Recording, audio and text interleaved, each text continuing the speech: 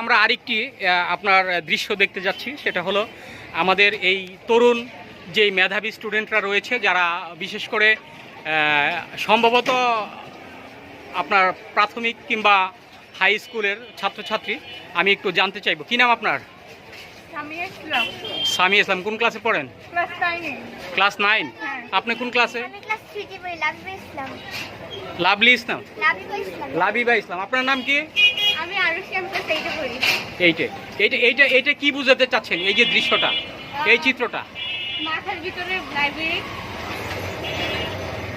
মানে আমাদের মূলত শিক্ষাটা মাথার ভেতরেই, এই বিষয়টা তো দেখাতে চাচ্ছেন। আর মূল মানে মেধাই সব, এই জিনিসটা আর কি বুঝাতে চাইছি। মানে কোটা নয়, মেধাই শক্তি। মেধা দিয়ে আমরা বিজয় করেছি, আর বিজয় ভবিষ্যতে আরো করব।